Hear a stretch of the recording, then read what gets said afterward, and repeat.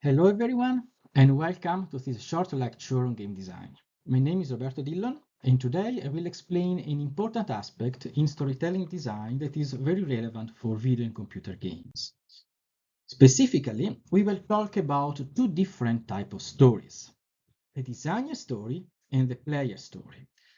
And I will show you why each one is extremely important in computer games to create an engaging experience. So by the end of this video, you will be able to identify each one when you play a game and relate them to the overall playing experience. Let's start with the designer story. So this is a typical type of narrative that we have, and it is really at the core of every story-driven game. Essentially, it is the story that the game designers had in mind when they developed the game and want to tell you, the player. So the screenshot here is from a game that I expect you to be familiar with, very famous, The Last of Us.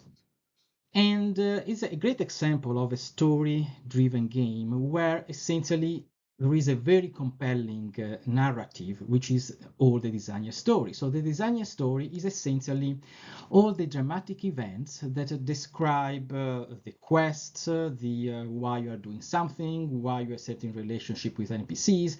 So essentially is the interactive story that makes for the backdrop for your whole adventure. And it is really defined and written by the game designers, which means the events in this type of story are usually static and unchanging because they are there for you to experience in the way the game designers themselves wanted you to.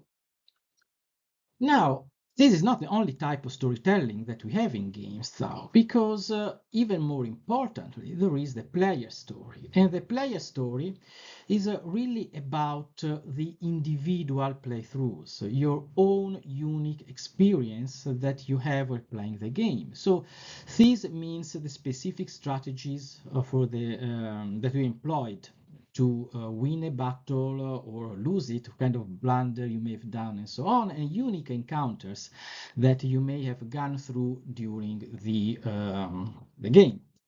So the screenshot I put here is from a game that you may not remember, is relatively old by now, but it was very famous, was the Elder Scroll 4, also called the name Oblivion.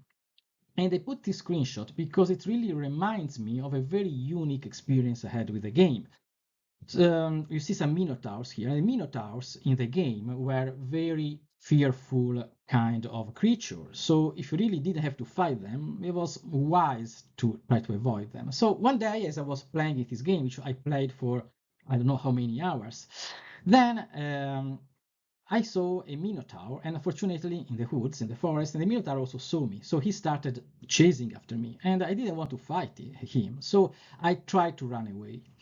Nonetheless, the Minotaur was very stubborn, so the pathfinding algorithm was quite good, and it kept really chasing after me. So as I was trying to run away, I saw in the distance there was some home, which turned out to be an inn. So I tried, and I decided, oh, maybe if I take refuge inside the inn, the Minotaur would not follow me and I would be safe. So I rushed into the inn, and inside the inn there was an elderly couple, so as the hosts. So and as I rushed in, then the old lady on over there started welcoming me and say, "Oh, hello, adventurer. How can we help you? Do you need a rest to rest or eat something?" and so on. But unfortunately, as I was very engaged in running away from the Minotaur, as I stepped in, I inadvertently pressed the spacebar, which on my PC, I was playing this on PC, not on console, was the quick action key to shoot a fireball. So I stepped in, and as the lady was talking to me, I shoot a fireball, which, even though I didn't want to, I didn't mean to, actually killed her husband. So she saw this as an attack, and clearly then she stopped being so friendly and asked me if I wanted to rest and started attacking me with with a fried pan. Uh, contrary to the Minotaur, she really wasn't a threat for my character, for my hero. But of course, I also didn't want to kill the poor lady after I already, by a mistake, murdered her husband. But at the same time, also the Minotaur entered the inn. And this was quite amusing also to witness that the lady, then the AI in the lady, what could she do? Now she had two enemies, but she probably understood that the Minotaur was apparently stronger and more dangerous than myself. So the Minotaur got her attention, and she tried to attack the Minotaur with the fried pan. I couldn't leave her in the hands of the Minotaur, so I decided I had to fight the Minotaur, and ultimately I won and killed the Minotaur and saved her.